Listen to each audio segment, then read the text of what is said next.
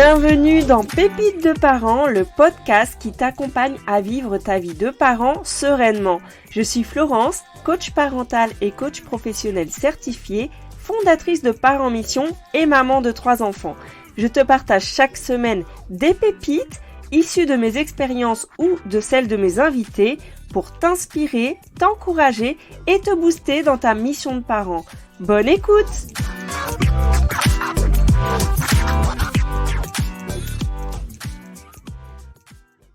Bonne rentrée 2023. J'ai commencé mon podcast, premier enregistrement, j'ai dit bonne année, je ne sais pas pourquoi, mais la rentrée scolaire, c'est vrai que c'est un peu comme la nouvelle année. Donc, je souhaite à tous les enfants une très bonne année, une année dans laquelle ils apprennent avec plaisir, qu'ils s'amusent et qu'ils soient sereines. Pour tous les enfants, je souhaite également une bonne rentrée à tous les enseignants, les professeurs et bien sûr à toi, chers parents. Ça y est, le rush a commencé. Les courses de dernière minute, les inscriptions aux activités, la journée des associations, en fait, les 4 que tu vas faire, n'est-ce pas? Les réunions de rentrée. La charge mentale n'est pas prête de s'arrêter, et ce, quel que soit l'âge des enfants. J'ai eu des témoignages de parents d'étudiants et franchement, c'est aussi costaud. Alors, dans cet épisode, je vais te partager 4 étapes pour vivre une année plus sereine, plus joyeuse, prendre plaisir, kiffer ta vie de parent et bien sûr que ça aura des répercussions pour ton enfant. Mais déjà, ce que je vais te dire, c'est que la semaine prochaine, l'épisode qui sortira sera un épisode questions-réponses. Donc je t'invite dès à présent à me poser des questions pour comment vivre ton année sereine quand tu rencontres certains défis, quand tu as un enfant avec un profil particulier. Voilà, pose-moi toutes les questions que tu souhaites, soit par email, soit sur les réseaux, soit sous cette vidéo. Maintenant, quelles sont ces 4 étapes pour t'aider à vivre une année sereine, une année joyeuse? Eh bien, la première, c'est déjà de définir quelle est ta vision pour cette année. Une vision, c'est comme un cap. C'est comme le phare qui guide les bateaux pendant la nuit.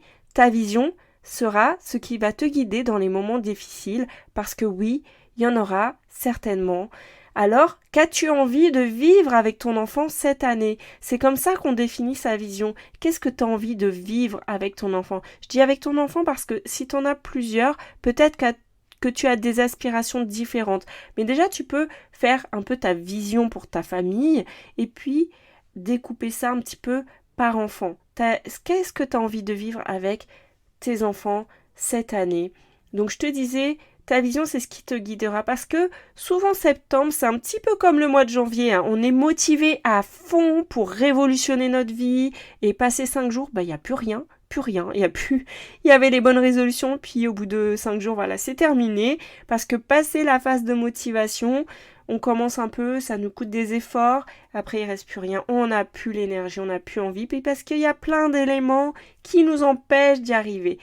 Et souvent, en fait, on décide de mettre en place quelque chose de nouveau sans avoir peut-être enlevé ce qui nous en empêche, sans avoir visualisé qu'est-ce que ça va nous apporter, finalement de persévérer, de tenir dans l'effort, dans la difficulté, parce qu'il y en a, on va pas se mentir, il suffit pas de décider quelque chose pour y arriver, pour que ça marche, pour que ce soit une baguette magique, sinon tout le monde aurait perdu les fameux 10 kilos avant l'été, hein. Donc demande-toi vraiment, pour moi, une année réussie, ce serait quoi? Elle ressemblera à quoi cette année? Qu'est-ce que j'aurais vécu avec mon enfant? Qu'est-ce que j'aurais réalisé? Voilà, mets des mots derrière ça et vraiment quand tu vois des difficultés, ça va t'aider à te dire ouais mais moi c'est ça que j'ai envie de vivre. Tu vois, c'est ça que j'ai envie de vivre. Donc ok, là ça se passe pas comme j'aimerais, mais je suis en chemin. Il n'y a pas de baguette magique pour y arriver. Tout demande des efforts. C'est vrai que on est dans une société où on aime avoir des choses facilement, rapidement, mais on n'apprend pas à lire en 4 leçons, tu le sais. On n'apprend pas à faire du vélo la première fois qu'on se met dessus. On n'apprend pas à jouer du piano sans des années de pratique. Tu vois ce que je veux te dire? Donc dis-toi que cette année, qu'est-ce que tu as envie de vivre et qu'est-ce qui est vraiment important pour toi et ta famille. Deuxième chose, quelles sont les difficultés qui peuvent t'empêcher d'y arriver? Liste les difficultés, qu'elles soient réelles ou celles que tu imagines. Par exemple, quelles sont tes sources de stress? Pour moi, ça peut être les devoirs, m'organiser pour préparer les repas. Peut-être que ce qui te dérange en ce moment, c'est la gestion des écrans, comment remettre un petit peu un cadre pour la rentrée. Peut-être que toi, c'est plutôt les disputes des enfants, comment gérer ton temps de travail. Et puis peut-être que tu as des peurs aussi dans tes difficultés, quand je te disais réelles ou imaginaires, c'est des choses qui ne sont pas forcément palpables, mais que tu ressens au quotidien. Peut-être que tu as peur de t'oublier, de te négliger, peut-être que tu as peur que tes enfants aient de mauvaises fréquentations, peut-être que tu as peur que tes enfants ne réussissent pas à l'école, peut-être que tu as peur qu'ils soient moqués ou qu'ils se fassent harceler, enfin je ne sais pas, tu vois, liste ces difficultés. Une fois que tu as listé ces difficultés, tu vas pouvoir aller à la troisième étape, c'est de identifier quels sont tes besoins pour arriver justement à vivre ta vision dans cette année. Par exemple, ça peut être si tu as identifié que tu as des difficultés à prendre du temps pour toi, ça peut être toi tu as besoin de te ressourcer.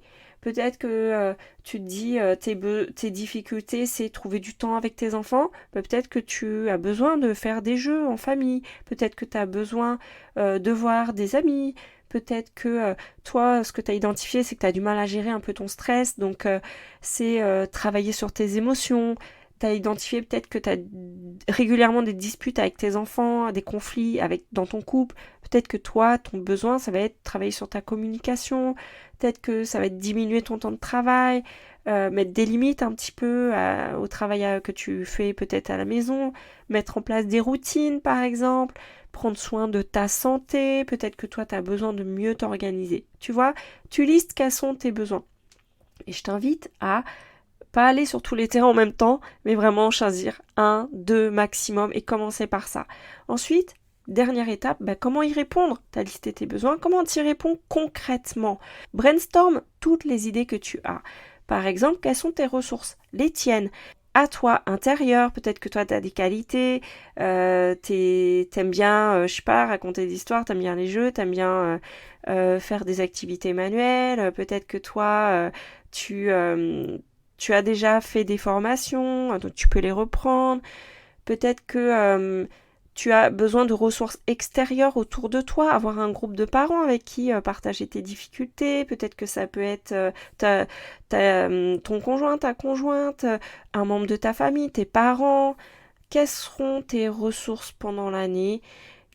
Peut-être que tu as envie de suivre une formation, peut-être que tu as envie d'un accompagnement sur un sujet spécifique, peut-être que tu as besoin de déléguer certaines choses, par exemple le ménage.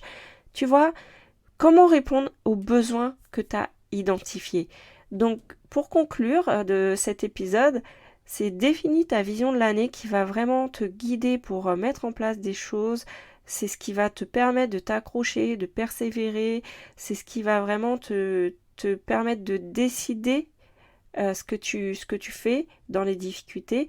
Justement, liste tes difficultés pour voir qu'est-ce qui peut t'empêcher d'y arriver, identifier vraiment les sources qui peuvent t'empêcher d'y arriver.